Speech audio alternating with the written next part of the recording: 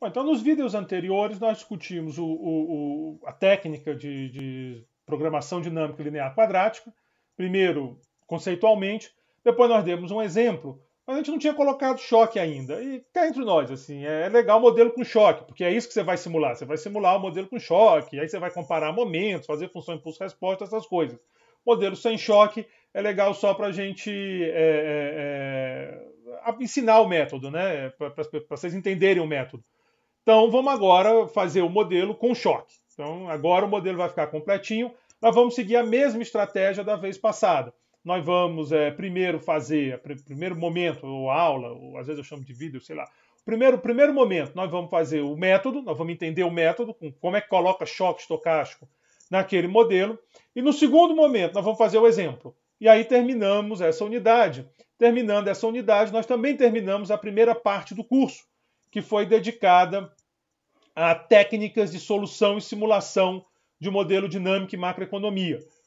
Aí nós vamos depois ter aquela transição que eu falei, que é modelo de gerações superpostas, e depois nós começamos com a parte de crescimento, que é a segunda parte do curso. Então esse vídeo aqui, ele encerra a primeira parte do curso, aquela parte dedicada a essas técnicas, né? Lembrando, nós começamos com o modelo de Solow, modelo simplesinho, que não tinha muito desafio, mas foi legal porque nós definimos conceitos e nós fizemos nossa primeira linearização, nossa primeira aproximação linear usando uma técnica de logaritmo. Depois nós demos um passinho a mais, fizemos uma escolha ótima, tinha uma escolha de poupança e consumo, uma escolha intertemporal. Nós vimos que deu um problema desgraçado, porque a gente não conseguia mais simular o modelo. Daí nós fizemos uma discussão de dinâmica do modelo, da estabilidade. Nós vimos que dessa discussão, a única solução compatível com racionalidade era aquele caminho que convergia para o estado estacionário. Então nós vimos isso, uma conclusão que nós obtemos lá na segunda unidade, e usando dessa informação nós calculamos então, nós resolvemos o modelo, não o modelo originalmente, mas a versão aproximada do modelo. Depois nós demos um passo a mais, nós colocamos uma variável a mais, nós colocamos uma oferta de trabalho, fizemos a estrutura do modelo básico, modelão de ciclos, estava lá todos os elementos bem montados, foi isso que nós fizemos. E aí nós pensamos, agora como é que a gente resolve esse modelo? Nós discutimos um método que é o método Hullig, depois nós vimos que ele dava um problemão com uma equação lá que era difícil de resolver, fizemos uma malandragem em cima de valor, em cima de estado e controle, aparecendo esse conceito de estado e controle, e aí nós conseguimos uma solução. Encontramos a solução, joia, simulamos o modelo, fizemos um código, tudo direitinho. Mas aí nós demos uma olhadinha no outro método, que é o Blanchard-Kahn, que primeiro é um método importante, a gente precisa conhecer, e depois para dar nome ao que a gente já tinha feito. Vocês viram que era basicamente o método que nós tínhamos usado na segunda unidade, que é aquele método de alto valor e alto vetor, de identificar os altos valores estáveis e trabalhar o modelo a partir disso. Né? Então, era o que nós tínhamos feito lá, nós fizemos, só que agora com um ambiente mais geral, discutindo questões importantes. Encerramos essa questão de trabalhar as condições de primeira ordem, discutimos programação dinâmica, fizemos uma leitura de programação dinâmica, definimos conceitos mais importantes, não demonstramos o teorema da contração, mas demos uma intuição da demonstração, basicamente é dizer que se eu saio aplicando o operador de Bellman o tempo todo, eu gero uma sequência de Cauchy, e que, portanto, como o espaço métrico é completo, ela converge, e esse limite é a função valor, é o ponto fixo que eu estava procurando. Então nós fizemos isso, também já está lá. Demos o exemplinho com um modelo de escolha ótimo, vimos que o negócio fica pesado muito rápido, mas resolvemos ali dentro, com delta igual a 1. Depois nós vimos que também é possível obter as condições de primeira ordem usando essa abordagem de programação dinâmica. Então, aquelas técnicas anteriores se aplicam também, é só você definir as condições de primeira ordem a partir do operador de Bellman. Nós fizemos isso, nós vimos como isso é feito. E aí, finalmente, partimos para a parte de programação dinâmica com as funções linear quadráticas, ou seja, com essa aproximação linear quadrática. É claro que isso não encerra essa discussão é gigante, os modelos são cada vez mais sofisticados, os métodos também têm que se adaptar, mas creio eu que dá um toolkit muito bom para vocês começarem a trabalhar modelos mais sofisticados em outros cursos aqui do nosso programa. Então, eu acredito que o objetivo aqui é dar essa ferramenta. As ferramentas estão aí. É claro que com modelos mais sofisticados aparecem novos desafios, mas se você fez com cuidado essa discussão, você sabe onde está pisando e vai ser mais fácil enfrentar os novos desafios. Então agora vamos para a reta final, digamos assim, a nossa última simulação desse curso, nossa última preocupação com simulação. Depois nós vamos, como eu disse, falar de modelo de gerações superpostas, puxar a questão da moeda, que nós estamos deixando de fora, e aí finalmente vira um curso de crescimento na parte final do curso. Então, a maneira mais simples de inserir choques no modelo é colocar choques na restrição, que é mais ou menos o que a gente está fazendo o tempo todo. Então a restrição agora vai ser dada por esse termo, até aqui nós já tínhamos, se tem mais um AX, B, aqui é YT, né? Não é YY, é YT. E aí nós vamos botar uma terceira matriz C que vai multiplicar o choque, né? O epsilon, que é aquele ruído branco que a gente vem trabalhando há muito tempo. O número de linhas da matriz T é o número de variáveis de estado e o número de colunas é dado pelo número de choques do modelo. Só tem um no modelo, então isso não vai ser um problema agora. Nosso problema de otimização, então agora vai ter essa cara aqui. Vai ter essa cara aqui, supondo que eu já substituí as não lineares, né? Ficou só as lineares. Bom, assim como no caso determinístico, e a gente não falou o caso determinístico à toa, só para perder tempo, nós falamos porque ele é a base para o outro, né? Então, foi por isso que a gente fez o determinístico. O começo fica igual ao determinístico. O que você vai fazer é aproximar a função objetivo para fazer aquele z'mz nesse formato lá da equação 1, sempre lembrando que tem um 1 aqui. A variável x eu acrescentei 1.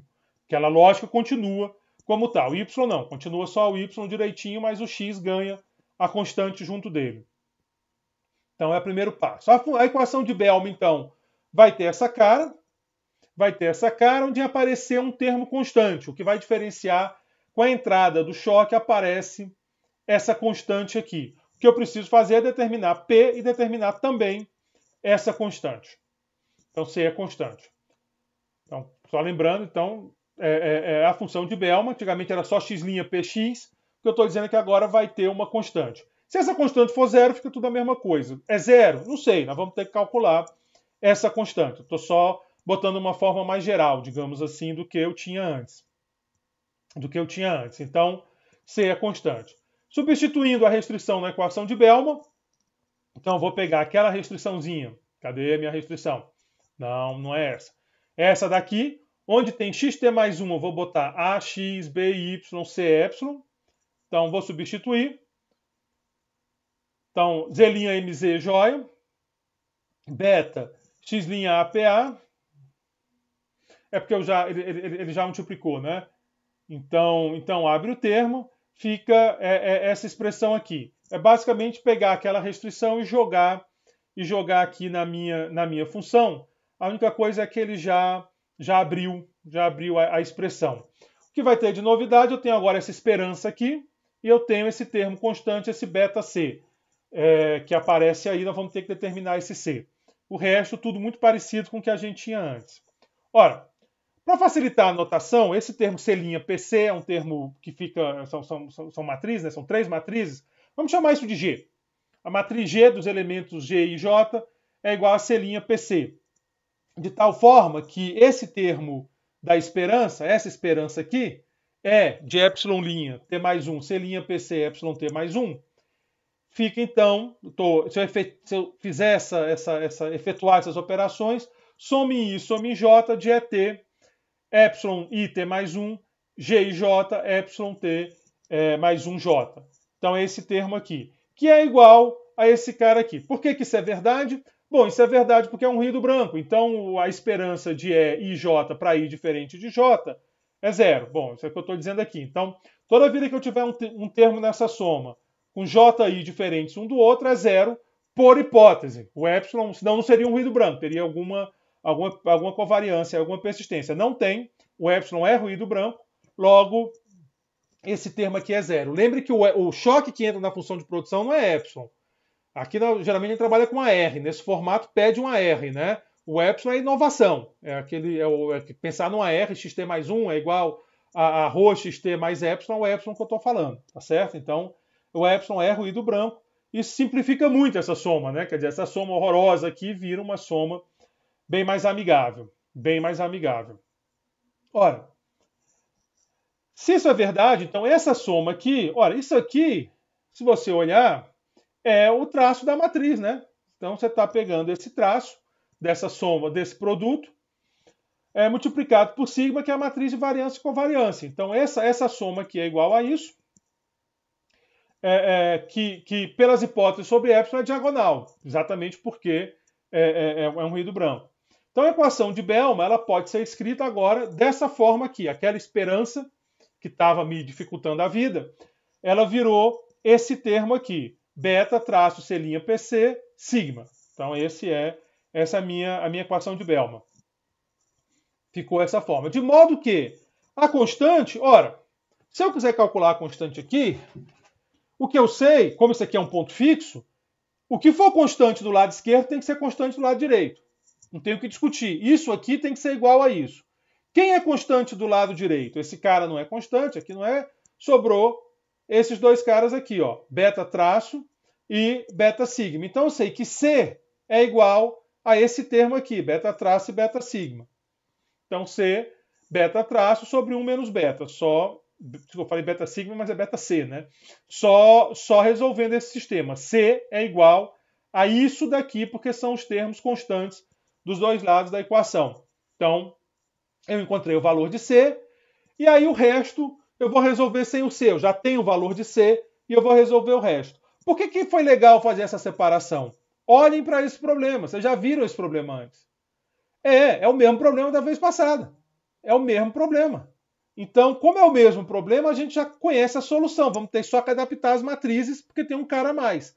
Mas a estrutura do problema é exatamente a mesma do que nós tínhamos antes. Então, a condição de primeira ordem é a mesma que nós tínhamos antes. Então, a solução ótima não depende do choque. Isso é uma propriedade desses modelos que é muito utilizada. E algumas vezes as pessoas já supõem isso. Não é que a gente está supondo, a gente mostrou que dá para resolver. Tá? Não é que. Não foi assim, não foi canelada. Assim, nós mostramos que é assim que funciona.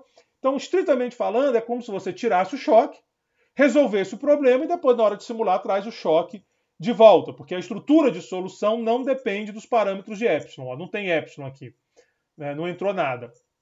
Então, essa é a malandragem para resolver esses sistemas. Alguns chamam isso de equivalência certeza.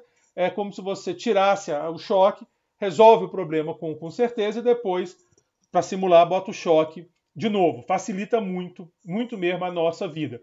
Lembrem que a gente só conseguiu fazer isso porque a hipótese era do choque ser ruído branco. Senão, a coisa ia ficar mais confusa. Do choque da inovação lá do AR, não AR propriamente dito. Então, você resolve o modelo, depois coloca o choque. Essa é a estratégia. Solução para P é a mesma sequência. A gente está trabalhando essa sequência já há algum tempo. Estamos em terreno bem conhecido. Volto a dizer, só vamos ter que redefinir as matrizes, mas o terreno que nós estamos pisando é um terreno bem conhecido.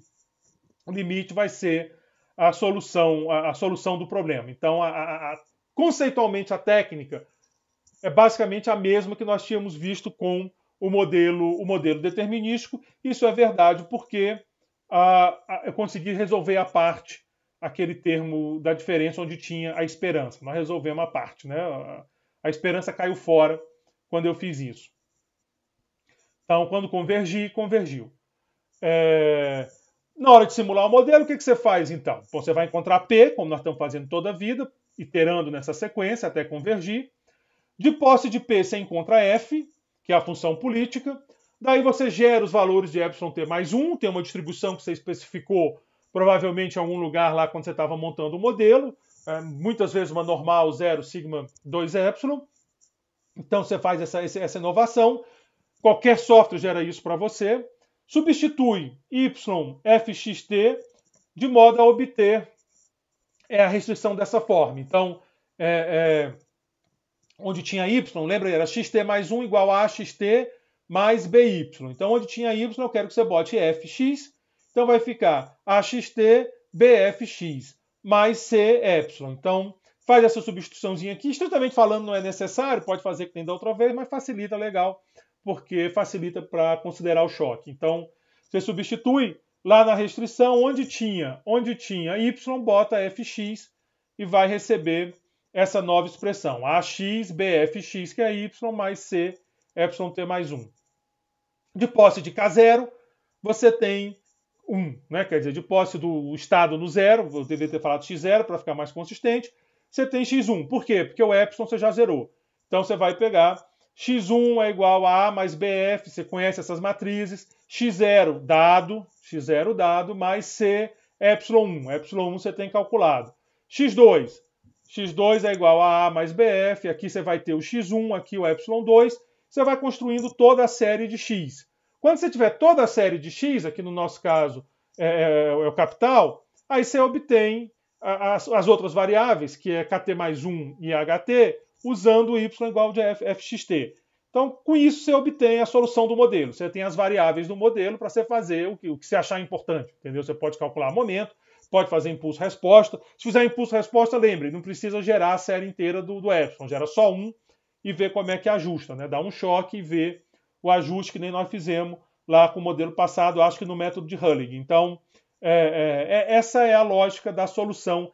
Esse é o método de solução. O que nós vamos fazer agora é o exemplo. Vamos fazer o exemplo, nosso exemplo de sempre. A única novidade é que eu vou, em vez de ρ, vou chamar isso de φ. Então, φt mais 1, porque já tem o ρ aqui, vai dar uma confusão, acho que a anotação vai ficar um pouco diferente lá do McCandless, mas vale a pena para facilitar a nossa vida. Não sei se ele usa lambda lá, eu já tinha usado, só não lembro exatamente o que houve.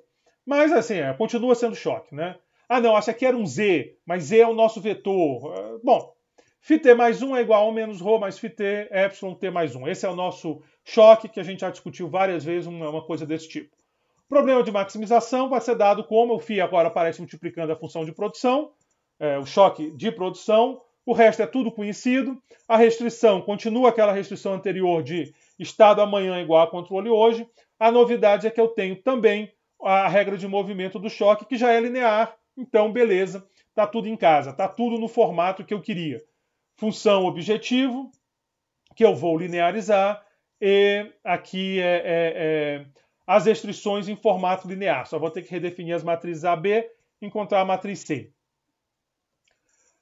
Para escrever o problema da forma matricial, de novo aquele Z empilhando, de novo 1, o φ entra como estado, né?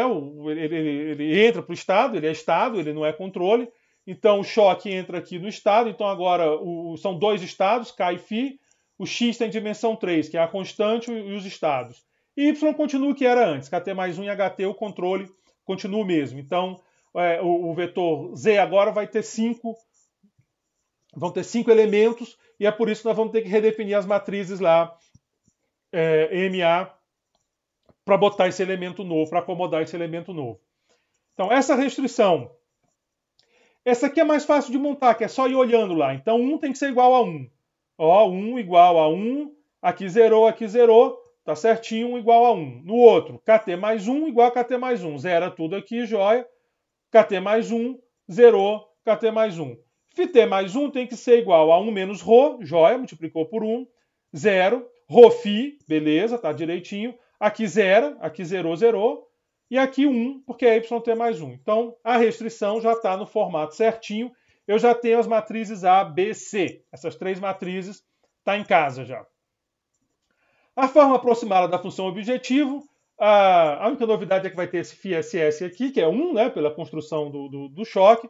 Vai aparecer aqui também φt menos φss, junto do kt menos kss. Ele é variável, ele é uma variável de estado.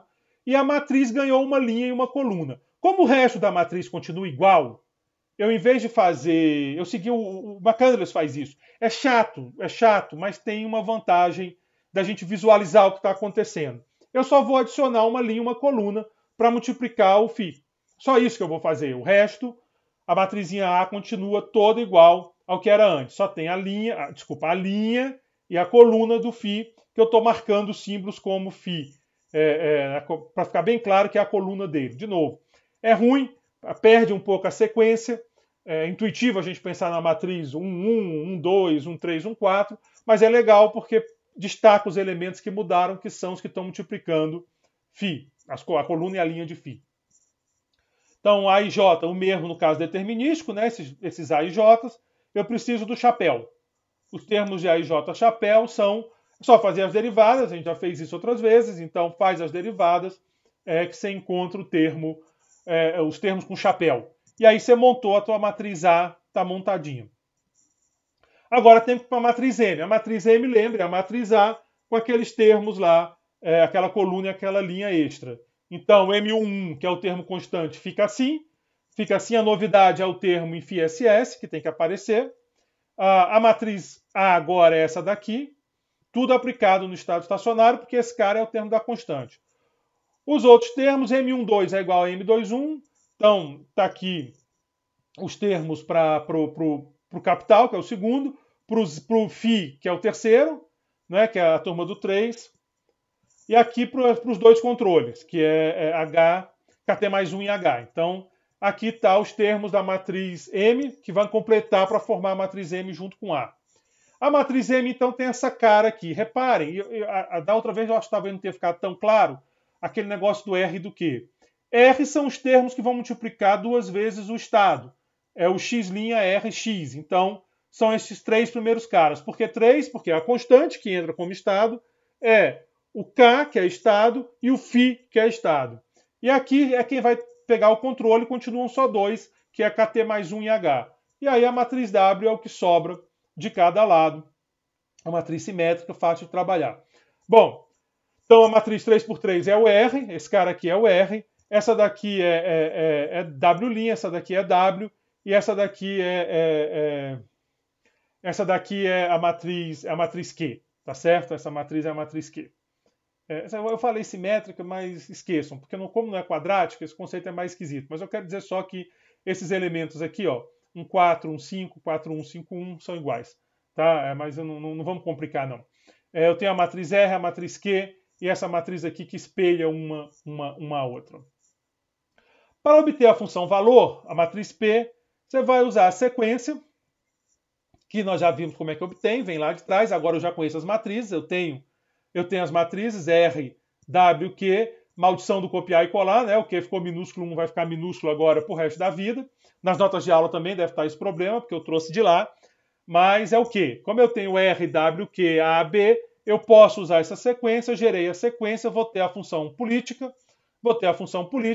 e aí eu posso simular o modelo, tá certo? Então, se eu quiser obter a função, de novo, vou ter que chutar um P0, pode ser lá a matriz que a gente tinha sugerido, matriz de identidade, e depois você obtém a função P, da função P você obtém a função F, e simula o modelo com aquele jeito que eu falei. Gera o epsilon, substitui F lá no X para gerar o X e depois gera o Y, os controles. Bom, eu já tinha falado isso, mas vamos lá. O código no final das notas de aula, ele implementa o método. Então, você pegar no final das notas de aula, tem um método para resolver o modelo. Assim como no Ruling, não é meu interesse a eficiência do código, até porque esses códigos são todos muito rápidos, então não tem por que você ficar neurótico com a eficiência. O que eu quero é que seja intuitivo. Então, o que vocês vão ver lá é o que nós fizemos aqui, só que falando com o computador. Mas vocês vão ver exatamente, se vocês pegarem esse vídeo, pegarem o código lá nas notas de aula e ficarem lendo, vocês vão ver que o código está seguindo tudo que eu estou falando, principalmente nessa parte final, que é o que o código faz, é um modelo com choque. Então é essa lógica que o código faz, é para ser intuitivo e eu espero que tenha sido. Eu já comentei isso também, a ideia de calcular as derivadas analiticamente. Eu gosto. Mas não se preocupe, se alguém de vocês quiser trabalhar comigo num modelo desse, eu não obrigo meus alunos a fazerem isso, não. Talvez eu enche um pouco o saco. Talvez eu vá dizer para você. Você não quer fazer aproximação na mão? Aí você vai dizer, não, professor, eu vou ver. Aí você vai usar o software lá que o pessoal usa e eu não vou reclamar. Posso encher o saco uma vez ou outra, mas tem coisa pior. Eu também encho o saco falando do Botafogo e ninguém morre. Virtualmente é mais difícil essas coisas, mas não é um grande problema. É só um gosto meu. E aí eu já expliquei essa opção, por que isso aconteceu, eu já falei lá no meio. Aqui é só para deixar o registro. Então, como eu disse antes, com isso a gente termina esse primeiro bloco. O que eu quero mesmo desse bloco é que vocês percam um pouco a timidez de lidar com modelos macrodinâmicos. Aqueles que ficarem em macroeconomia aqueles que forem trabalhar como macroeconomia vão enfrentar esse tipo de modelo. Isso é digamos assim, o modelão, é a base dos modelos. O que vai acontecer lá na frente é que nós vamos, os outros cursos que vocês fizerem, vamos colocar mais coisas aí dentro. Por exemplo, suponha que você quer fazer uma análise de política monetária. Esse modelo é muito pobrinho para isso. Mesmo que você empurre uma moeda aqui dentro, não vai dar muita coisa. Está tudo ajustado. Vocês sabem lá do curso de macro da graduação que um modelo de preço flexível, com tudo funcionando, o mercado funcionando, a moeda não vai fazer muita coisa. Então, você pode até botar, não é difícil jogar uma equação de moeda aí dentro, mas não vai ficar legal. Para que moeda fique legal, você vai ter que mexer mais no modelo.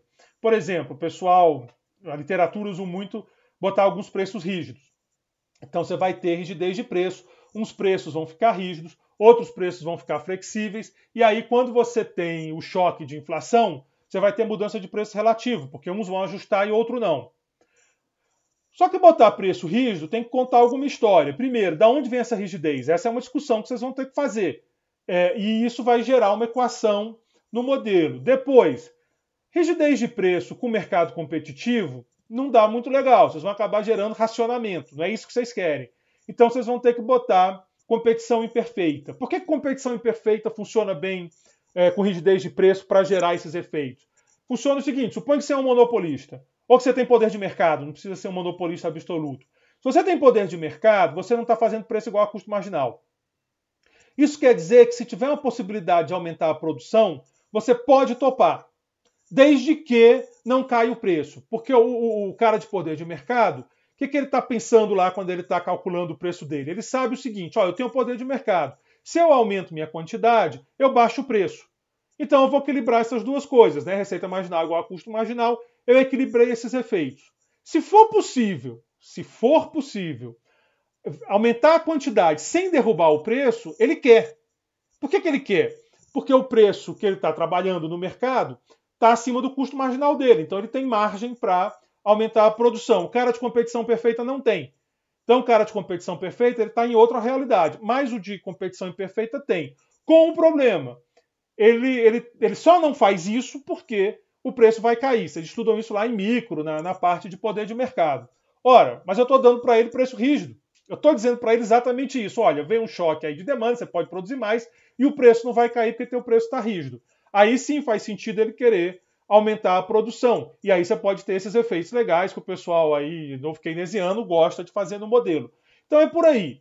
Você vai criando situações, você vai incorporando o modelo vai ganhando porte. Algumas pessoas mais críticas, vão reclamar que o modelo vai acabar virando a doca de tanta coisa que você está botando no modelo, mas é o que a literatura tem feito. Os modelos grandes é o que o nosso Banco Central faz, é que bancos centrais pelo mundo fazem, e quem quiser entrar nessa área macro, flutuação curto prazo, quem quiser trabalhar política monetária, ou mesmo política fiscal com impacto no ciclo econômico, na reação da economia, é melhor que comece a se acostumar com esse tipo de modelo. Não é objetivo desse curso avançar nesses modelos, eu precisaria de um curso para isso, eu ainda tenho muita coisa para fazer nessa disciplina, mas o objetivo é fazer essa introdução. Aqueles que estiverem seguindo o doutorado vão fazer o curso de Macro 2, onde vão dar um pulo aí, vai apresentar uma opção de coisa interessante, a parte de precificação de ativo. Eu não sei exatamente como é que vai ficar nessa parte, mas vocês vão estudar muita coisa, vão avançar nesses modelos lá. O pessoal de mestrado, eu recomendo fortemente que faça Macro 2.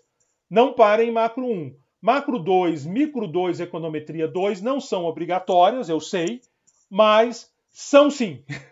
Se você quiser depois ter uma boa posição para tentar um doutorado, aqui na UNB ou numa outra escola, ou mesmo no exterior, é fundamental você ter feito essas disciplinas. Então, se você é um cara de mestrado que está querendo seguir na carreira acadêmica, por favor, se programe para fazer Micro 2, Macro 2 e Econometria 2, seguindo aí a lógica de vocês. A questão é que só não é obrigatório por conta do regulamento geral da UNB.